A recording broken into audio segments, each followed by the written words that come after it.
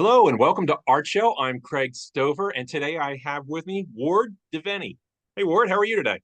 I'm great, thanks. I am excited for today because I went through your website and some places online and found some works that I've got some questions for. So hopefully you can help me out with this. So I wanted to start with this particular piece of yours. I love the Smoke series. I don't know if that's what you call it, but I really do. And in this particular one, I thought this was a knockout painting. This is oil on canvas or wood. It's oil on canvas, but it also has actual soot. Nice. I didn't realize that. That's wonderful.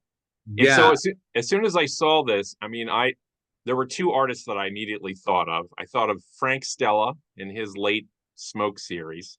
And Oh. I also thought of, I don't know if it's kind of an obscure reference, Emile Nold has these wonderful like volcano smoke coming out of volcanoes, and it was your saturation of your colors really reminded me of that. Huh. But I'm kind of curious, what started this series? Because you have multiples of this. Um, well, I started thinking about that idea of drawing with smoke. Lamp black, basically, taking something, a kerosene, very smoky sort of um, uh, substance, that then holding it underneath a canvas, and it would settle into a wet medium and create these patterns that the smoky residue would leave. So it's kind of this meta thing of using smoke to paint smoke, and then So it actually going. started from materials that you were working with, not the idea of smoke, but just Well, I worked on these for a number of years before I decided to really incorporate it into the idea of almost a ground for a painting. So I would use that that smoky, curly look of things. That it's odd because it replicated the idea of what smoke looks like rising through air. hmm. Uh, so I would put that in, then I go in with oil paint, and then maybe do another layer of the smoke to articulate things within it. And Yeah, so it's kind of a gamey thing to do. Of course, you don't want to light the painting on fire. Again, and some kefir. So I also noticed because this series was rather large, and you have these smokes in photographs and etchings and other mediums. Did it start out in painting and then you started photographing, or did they happen at the same time? No, I've really been interested in the idea of clouds and the movement of air, and the places that you can see that. People aren't, or I'm not aware of the air so much around me as a substance. Mm. Uh, and but seeing it in clouds or in smoke, factories, storms, um, fires, whatever, um, allows me to sort of get the idea of the air and the craziness of the physicality of it. Yeah, it's a wonderful idea. I picked up that same notion looking at Van Gogh's paintings because I always felt that he was painting the space between objects, kind of the same sort of thing. Um, the idea that we're swimming in it. So I Yes, also wanted to show this piece. This a lenticular piece? it is. So, So tell me the story behind this. I would love to see this in person. well, I was years and years ago, I was a studio assistant for Greg Gillespie, painter, wonderful painter of sort of hallucinatory things. And he managed to find a way to paint on top of lenticular postcards. Hmm. I can't figure out the way he did it, but it was inspirational to me. And so when I would find these things, just in the last, I don't know, few years, I would think of like a way to alter Hmm. meaning of the image or uh, what was going on. It seemed like Christian iconography was the perfect Hmm. thing to well, alter it in a big way. And It's I a found, great piece. yeah, thanks, through experimentation, if I peeled off the photograph in the back, it would expose the plastic, lenticular plastic, which is basically sort of a ridged plastic that captures images on um, both If sides. you if you could, would you ever create your own lenticular, like through, digital means and then have it done like that? Or do you like the process of changing what you find? I've always been had fun with altering images. This is probably the one of the few times I would do it with someone else's imagery, and I sort of have a fascination with people's belief systems and the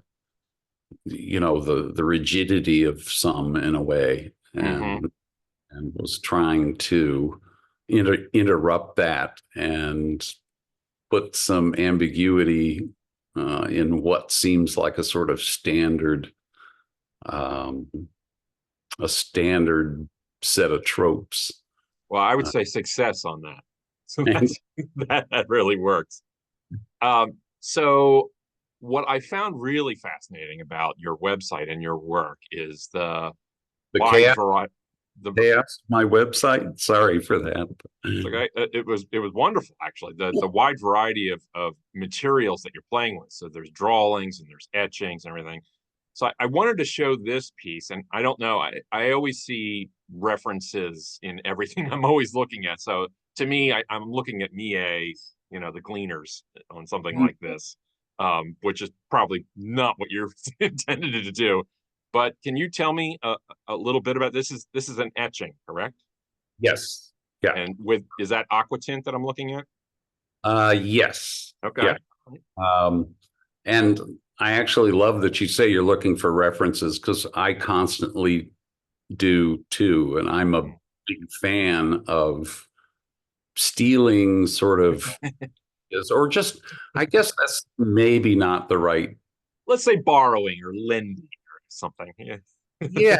I mean, you just, it's something you might look at that then gives you ideas and a way to further something in your own mind, and then in terms of the process. Oh, So completely. I mean, I think there's no difference between an artist who sees a leaf and draws that as to, it's what their experience in their life as an artist and then their output and seeing a Mie or something and then making something off of that. I think it's the same thing, really. yeah, absolutely. I mean, that's one reason I think artists have always copied it or interpreted almost literally sometimes. I mean, like Van Gogh, everyone thinks of him as the most original artist, and he did huge number of Right.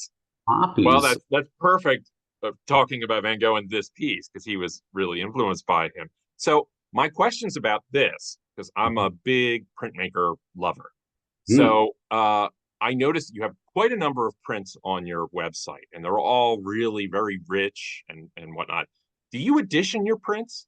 I do. I mean, that Okay. was my first undergraduate degree was in printmaking Okay. and Do you have a graduate. standard edition size that you like to do? Um, Much smaller than I used to. Hmm. Uh, I had high hopes when I started, so I do editions of 70 or Right. and you know that turned out to be unnecessary in most cases. Yes. Now they're down to about 10 or 15. And these are on, are you using copper or zinc on these? Well, on these, there's zinc, because this one is actually a photo transfer. But the way that I do it is I go into Photoshop and I articulate the sort of particle nature, right? If you take a film, a film-based image, and you blow it way up, look at it, you'll see the particles of silver. Yeah. And that really, to me, sort of mimics the idea of the aquatint. So I would make very sort of rough copies, put it onto an etching plate, transfer it just very simply with lacquer thinner or something off Xerox, and then bite it in acid, and after putting an aquatint, right. And then a lot of reductive methodology with it, a lot, using a burnisher. Yeah, I see a lot of burnish up in the sky and whatnot. It looks great. I love those sort of marks that it makes. It's a mark, but it's not a mark. It's the erased printed mark, I guess. Yeah. So I assume that you have your own press.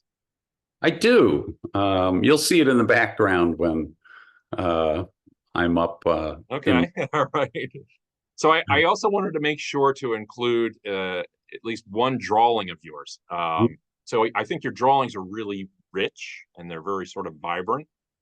This one, as soon as I saw it, it made me think of Turner.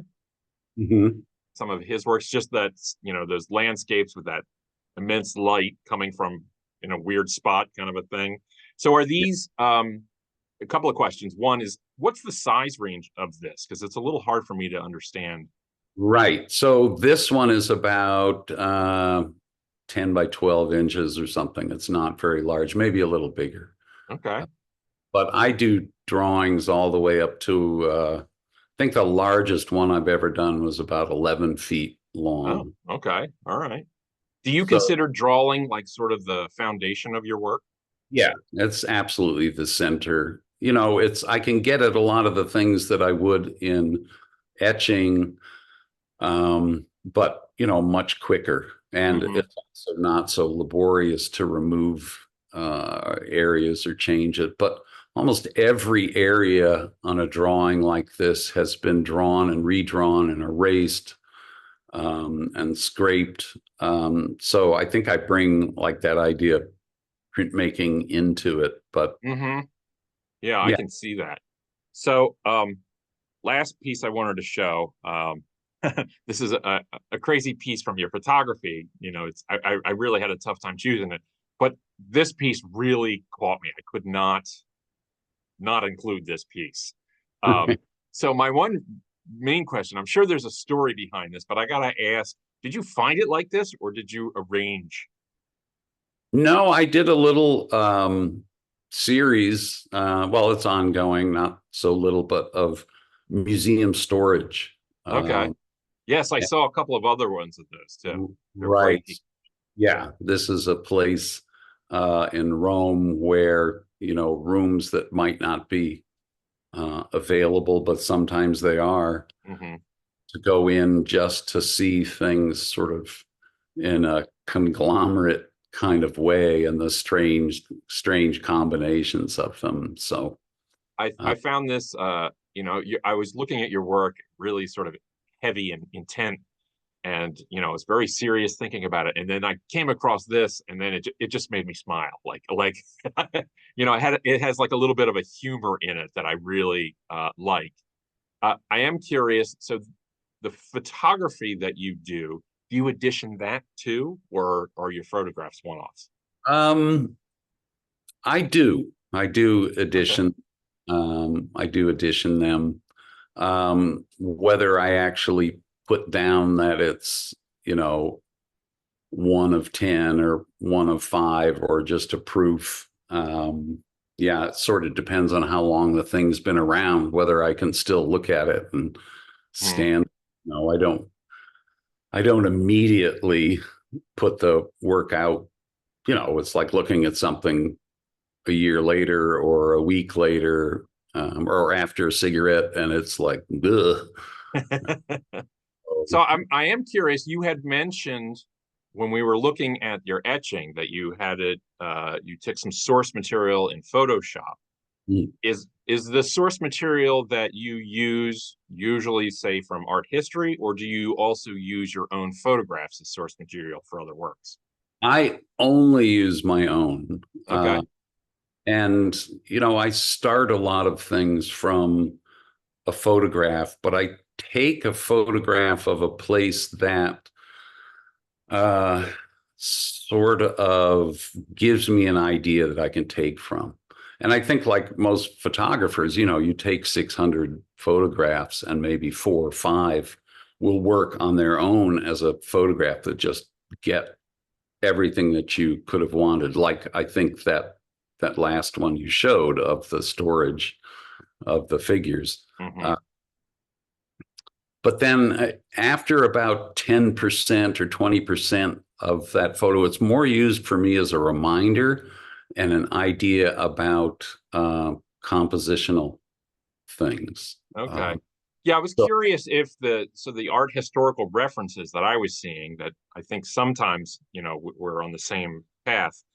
I was curious if you were actively seeking out those references, or is it because there's so much in your head about art that it just happens automatically? I think that, I'll look at a Poussin or a Donald Sultan Uh-huh. um, piece, and there'll be something in it, the movement in it, or the contrast, or the abstract shapes competing with each other, and you know, it's not necessarily like I'm channeling them. It's Mm-hmm. like being aware that, oh, I'm responding to this. It's really very instinctual. Yeah, I mean, I have set out to sort of redraw, something that I saw, but, mostly from by Right. another, Yeah. but from memory. So, So the one question I was thinking about what to ask you, and I have one question that kept recurring over and over in my head, and I want to ask you about the narrative in your works because of the fact that you work in series. I'm kind of curious in finding out how much weight is there in the storyline of an individual picture versus the storyline in your series. Your series, when you look at them all together, each one adds something new to that narrative and the idea. Is that the driver for you, or do you reject that and just focus on the narrative for each piece and it just so happens to work? yeah, I'm totally singularly focused on getting the narrative for a particular piece, but it's like the idea for something is sort of like a seed. It can grow in a lot of different directions. So Uh, then I'll get ideas like, well, it's what I'm thinking of is not going to work in this drawing, right. but gives me an idea for another one. So, but looking at the work is always like an exercise in abstract sort of alterations of things. If something doesn't feel like it's the right size, or it's too much the same size, or the Hmm. contrast, I'm looking at them just so abstractly in a lot of ways. Given the fact that I've learned about myself that I have certain things that I just um, am sort of attracted to and fascinated by, which is like the movement of air and Right. but also getting that place where there's spatial tension so that you can look at something and all of a sudden it'll pop forward, or all of a Hmm. sudden seed. So that idea of edges and shapes that are reiterated. It's, Hmm. it's just, yeah. I mean, I think it helped that I taught for a long while, you know, Okay. trying to figure out, trying to figure out what was going on in a student's work that didn't work for them. Hmm. Uh, So reinforces that idea of like the that push. the other question I had for you, because I was looking at you have a wide body of work, but the smoke series really, I don't know if I keep mislabeling that. I don't know if you have a Oh, name for that. that's absolutely fine. Okay. So with the photographs, you had like there's a swamp fire that you had, and then there was, the miss. So my stupid question to you for this is, do you seek this stuff out? Like, do you hear like, oh, there's a house fire. Let me go quick photograph that. Or is it you happen to have a camera like we all do, and you're always constantly finding it? No, I seek it out, and probably the most ridiculous seeking out I've done is going out for about 12 years or so to do storm chasing in the Midwest. Okay. Scientists, I grew up in Cleveland, and you'd get some real dramatic stuff. Okay. Kid, I was always tranced by it. Does So, that mean you secretly own like a police scanner or something? oh, absolutely, you know, That's flashing great. light. Uh, I'm and on, like the bat signal. So I, yeah, I also wanted to ask you about your start in the arts. So a question that I do like to ask artists all the time is if you have an earliest memory of being exposed to art, is there a certain picture or a show, something that sticks with you to this day? um, it's funny. It's something I haven't thought of in a long while. But yes, as a little kid going to the Cleveland Institute of Art, Okay. um, I mean, I must have been 5 or something, and going in and looking at, they had some Dali paintings, Oh, okay. those like putting me in this kind of like strange kind of mood, and then coming out of that museum and walking down to this big, man-made lake in front of it, and these swans started chasing me. So yeah, Wow, that's fantastic. running away. And so that kind of combination of something that puts me in a strange mood, I got one of those neurodiverse minds anyway. Uh-huh. Yeah, so that's an early one, but So, you have quite a diverse body of work, I want to say. I assume, since you've been making artwork for a long time, that your work has changed over the years. Can you tell me about that change? Is it one thing leads to another, or do you ever sort of zigzag?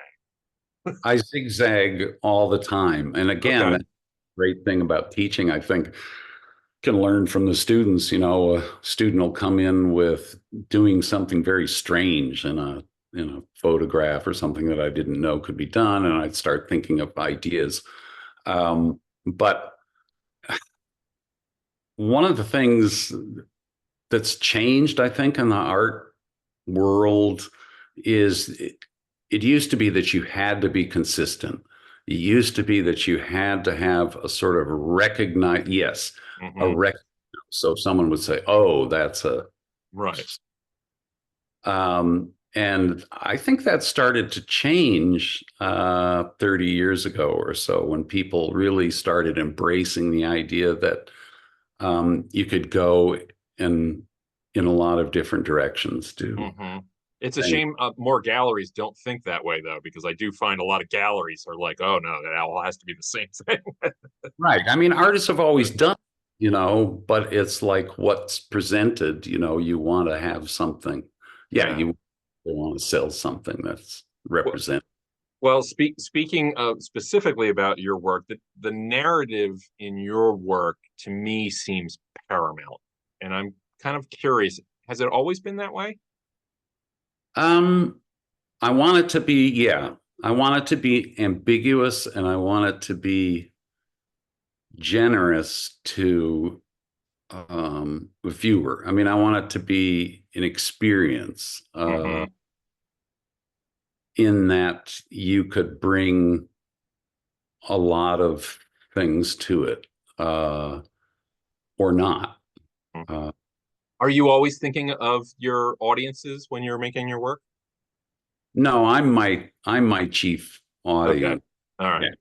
right. Are you hoping that people then walk away with something about your work, or is that's just happens automatic? You don't have to worry about Um, oh no, I absolutely do. And it. I Okay.